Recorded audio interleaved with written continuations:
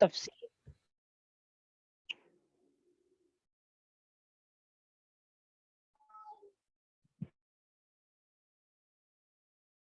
اللہ الرحمن الرحیم، کچھ ضروری معلومات علم تفسیر کے سلسلے میں۔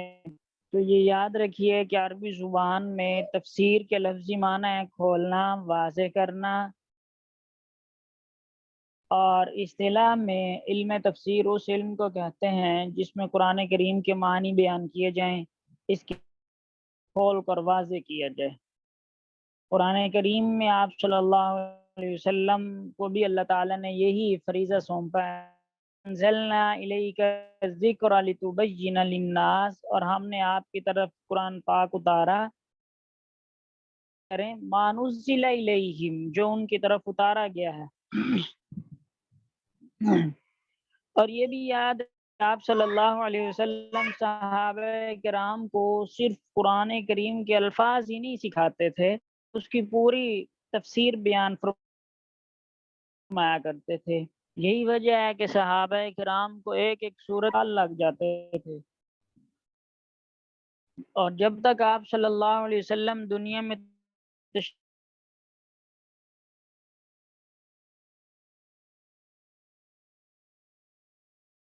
وہ آپ صلی اللہ علیہ وسلم سے رجوع کرتے اور انہیں تسلی بخش جواب مل جاتا، لیکن آپ کے بعد اس بات کی ضرورت قرآن کو ایک مستقل علم کی صورت میں محفوظ کیا جاتا، تاکہ امت کے لیے قرآن کریم کے الفاظ کے ساتھ محفوظ ہو جائیں اور گمراہ لوگوں کے لیے تحریف کی کوئی گنجائش باقی نہ رہے۔ اور امت محمدی سے اس فریضہ کو بخوبی سر انجام دیا ہے، اور یہ اہل اسلام یہ دعویٰ کر سکتے ہیں کہ اللہ تعالیٰ کی اس آخری کتاب کے صرف الفاظ ہی نہیں، وہ صحیح تفسیر اور تشریح بھی محفوظ ہے جو آپ صلی اللہ علیہ وسلم اور آپ کے جانسار صحابہ کے ذریعے ہم تک۔ اس کے بعد تفسیر جو ظاہر بات ہے، آپ صلی اللہ علیہ وسلم اور صحابہ آج کے دور میں اگر کوئی تفسیر لکھنے بیٹھتا ہے، کوئی تفسیر کرنا چاہتا ہے، تو اس کے لیے تفسیر چند ماخذ اہل اصول نے وضع کیے ہیں، چند ماخذ بیان کیے ہیں۔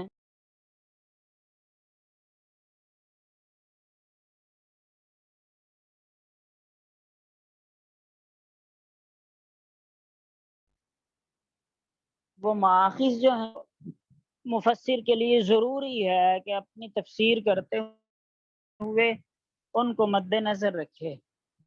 اگر روشنی کے اندر وہ تفسیر نہیں کرے گا تو پھر اس کی تفسیر معتبر گمراہی کا سبب کہا جائے گا، تفسیر نہیں کہا جا سکتا۔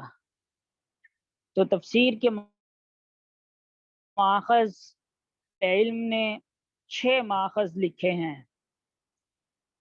مفسرین نے 6 ماخذ لکھے ہیں ہو سکتی ہے اور جس تفسیر پر اعتماد کیا جا سکتا ہے۔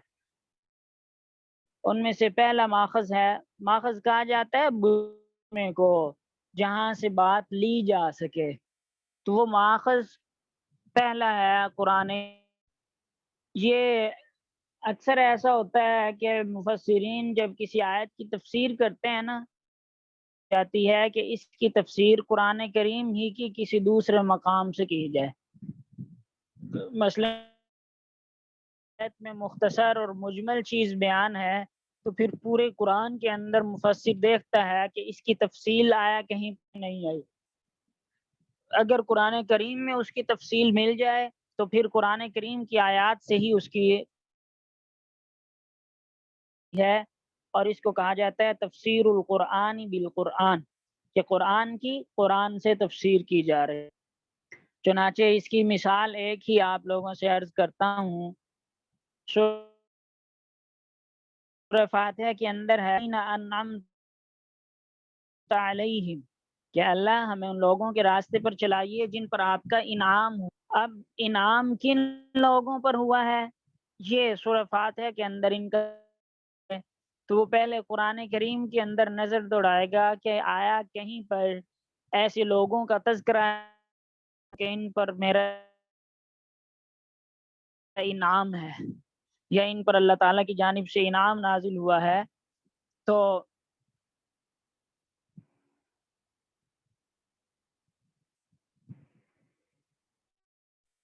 اس وقت جب اس نے دیکھا تو آپ کو نظر آئے گا قرآن کریم میں ارشاد من النبیین والصدیقین والشہداء والصالحین کہ اللہ تعالیٰ نے صدیقین، شہداء اور صالحین پر، تو معلوم ہو گیا کہ انعام اور صالحین ہے۔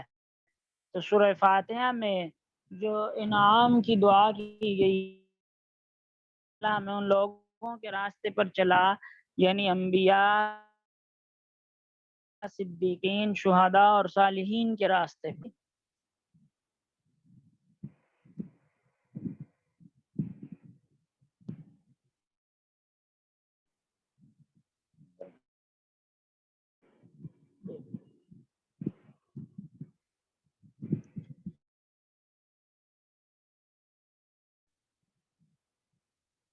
محمد عدنان، یس سر، آواز آ رہی ہے؟ جی سر آ رہی ہے۔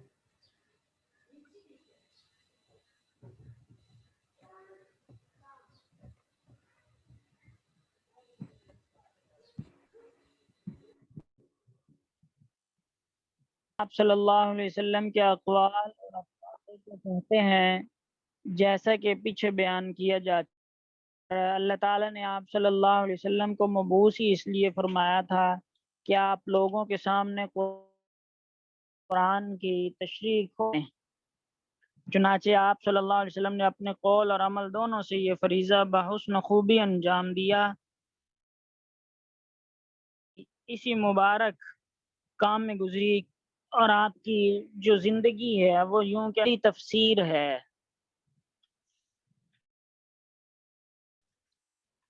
تو اس لیے اگر کسی آیت قرآن سے نہ ملے تو پھر احادیث سے اس کی تفسیر کی جاتی ہے۔ احادیث میں دیکھا جاتا ہے کہ اس کی تفسیر احادیث سے ملتی ہے یا نہیں ملتی۔ اگر حدیث میں مل جائے تو پھر احادیث سے اس کی تفسیر کر دی جاتی ہے۔ اور اس کو کہا جاتا ہے تفسیر القرآن بالحدیث، قرآن کی تفسیر حدیث کے ذریعے۔ تیسرا ماخذ ہے صحابہ کرام۔ صحابہ کرام نے قرآن کریم کی تعلیم براہ راست، کیونکہ آپ صلی اللہ علیہ وسلم اس کے علاوہ وحی کے نازل ہونے کے وقت وہ چونکہ خود بخود موجود ہوتے تھے، قول سے صحابہ کرام واقف تھے، اس لیے ان حضرات کے اقوال جتنے مستند اور ان کے بعد کے لوگوں کے وہ قابل اور قابل اعتماد نہیں۔ چنانچہ اگر کسی آیت کی تفسیر پر صحابہ کا اتفاق ہو تو مفسرین اسی کو اختیار کرتے ہیں اور اس کے خلاف کوئی نہیں ہوتا۔ تیسرا ماخذ ہے جی صحابہ کرام کے شاگرد ہیں، جو یعنی تابعین ذات ہیں جنہوں نے قرآن کریم صحابہ کرام سے سیکھا ہے، اس لیے ان کے اقوال بھی علم تفسیر میں بڑی اہمیت کے حامل۔ اور پانچواں ماخذ ہے جی عربی زبان، لغت عرب۔ قرآن چونکہ عربی زبان، اس لیے قرآن کریم کی تفسیر کے لیے اس زبان پر مکمل عبور حاصل کرنا بھی ضروری۔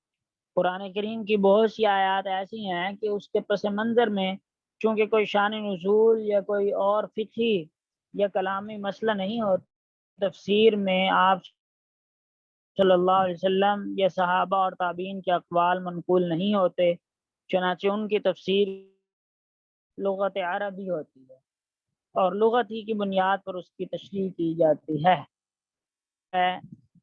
تدبر اور استنباط یعنی غور و فکر، یہ آخری ماخذ ہے، اور قرآن کریم کے نکات اور اسرار ایک ایسا بحر ناپیدہ کنار ہے کہ جس کی کوئی حد اور نہایت۔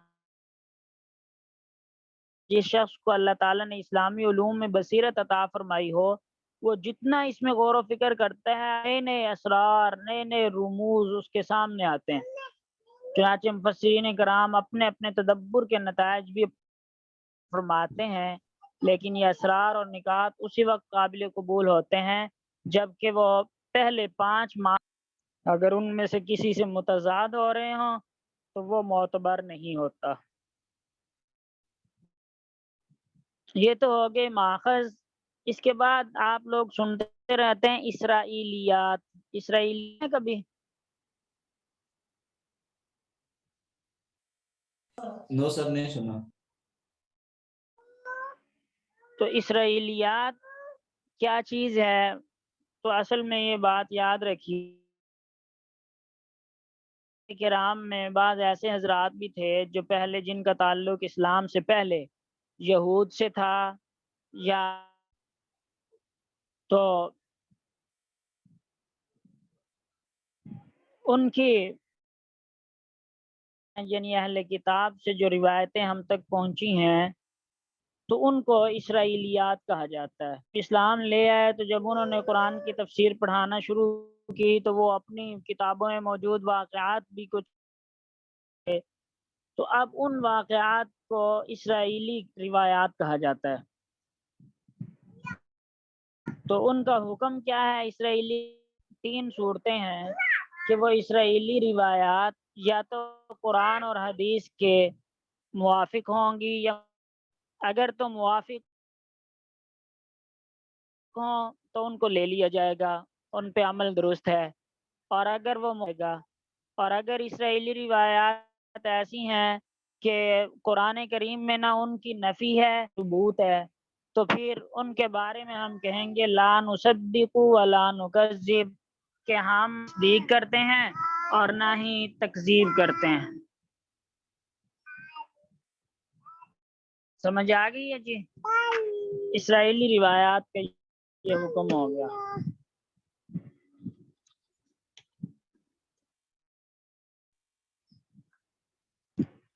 اس کے بعد امت مسلمہ کے اندر نظام چلا، صحابہ کرام اور تابعین تبع تابعین انہوں نے یا اپنے اپنے شاگرد تیار کیے، پھر ان کے شاگردوں نے آگے تفسیر کا علم محفوظ کیا۔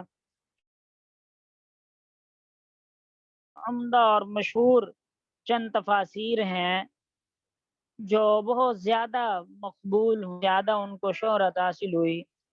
ان تفاسیر میں سے چند ایک کے نام میں یہاں پر لیتا ہوں، تو ذہن میں رکھیے، اور یہ بھی یاد رکھیے کہ دنیا میں کسی کتاب کی اتنی قرآن کریم کی خدمت ہوئی ہے، اور اگر آپ ان تفاسیر کو جو قرآن ہیں ان کا مستقل تذکرہ کرنے لگیں تو اس کے لیے کئی کتابیں چاہیے،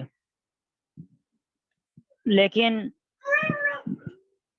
میں ذرا تذکرہ کرنا چاہ رہا ہوں جو زیادہ مقبول اور زیادہ رائج اور جن کو زیادہ اتھینٹک سمجھا جاتا ہے۔ سب سے پہلی تفسیر ہے جی تفسیر ابن جریر، یہ محمد ابن جریر طبری تفسیر ہے، ان کا نام تھا ابو جعفر محمد بن جریر۔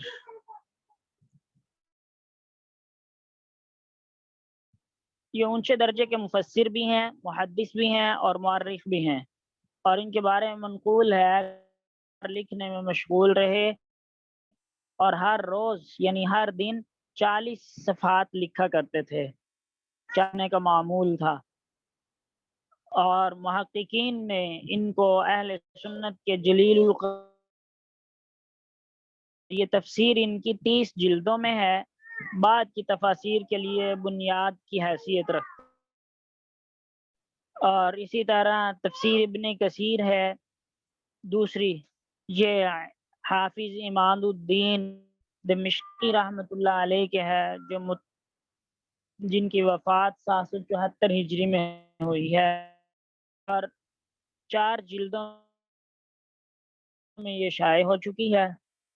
اور خاص بات تفسیر ابن کثیر کی بات نقل کرتے ہیں نا، ان پر تنقید بھی کرتے ہیں، ان کو تنقید کا جو ہے اس سے بتلا دیتے ہیں کہ یہ روایت ضعیف ہے، یہ روایت صحیح ہے، یہ مشہور ہے۔ قرطبی، تفسیر القرطبی، جس کا اصل نام الجامع لاحکام القرآن ہے۔ علامہ ابو عبداللہ محمد ابن احمد کی یہ تفسیر ہے۔ محمد ابن کی وفات ہوئی ہے 671 میں۔ فقہ میں یہ امام مالک کے مسائل پر اعتماد کر انہوں نے یہ تفسیر جو لکھنی شروع کی تھی، تفسیر القرطبی، اس کا مقصد تو یہ تھا کہ مسائل کا استنباط کیا جا سکے، لیکن جب انہوں نے اس کے مشکل الفاظ کے معانی، آیتوں کی تشریح اور بلاغت وغیرہ روایات شروع کی تو انہی کا انبار لگ گیا اس میں سے، یہ پھر اور چیزیں بھی اس کے اندر آ گئیں۔ یہ کتاب 12 جلدوں میں ہے اور بار بار شائع ہوئی۔ مشہور تفسیر ہے جی امام رازی، متوفہ 606 ہجری، ان تفسیر کبیر کے نام سے، اور اس کا اصل نام ہے جی مفاتیح الغیب، کبیر کے نام سے ہے۔ اس تفسیر کے اندر عقلی اور کلامی مباحث اور باطل فرقے ہے۔ قرآن کے لحاظ سے بھی یہ تفسیر اپنی نظیر آپ ہی ہے۔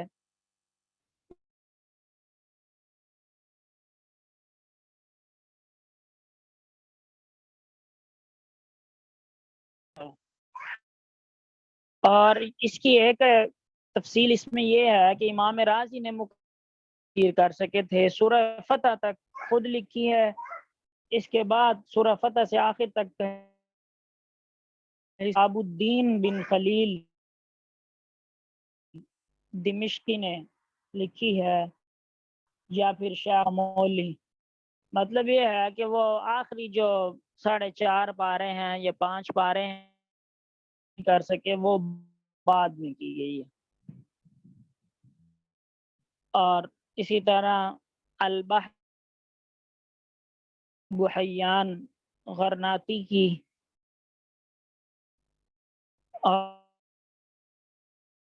جساس کی ہے، تفسیر الدر المنصور علامہ سیوطی کی ہے۔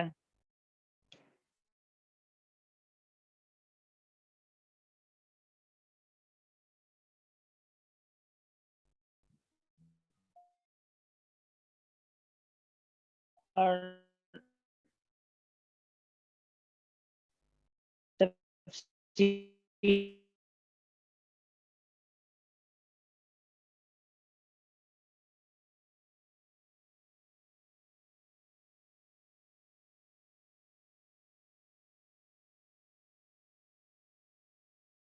کی منصور ہے، تفسیر مظہری ہے، اور روح المعانی ہے۔ یہ مختصر سا شروع میں جو تھا تمہیدی باتیں، وہ آپ لوگ جو شروع کرتے ہیں جی، سورۃ الفاتحہ ہے، عاقب نذیر تلاوت کریں سورہ فاتحہ۔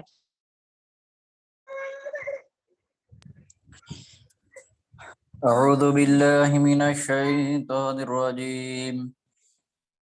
بسم الله الرحمن الرحيم.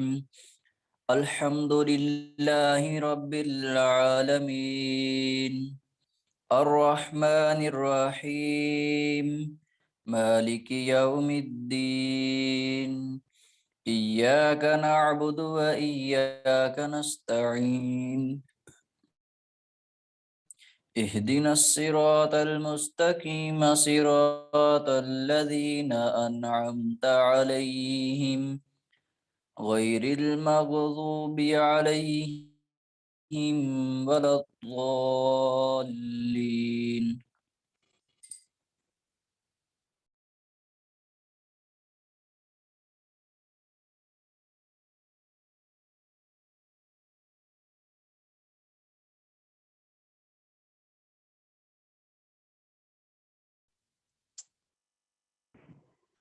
بسم الله الرحمن الرحيم. صراط الذين أنعمت عليهم غير المغضوب عليهم ولا الضالين. آواز آ رہی ہے عدنان بھائی؟ کوئی نہیں آ رہی؟ آ رہی ہے سر، آپ کی کٹ کٹ کے آ رہی ہے، بھائی کی تو صحیح آ رہی ہے۔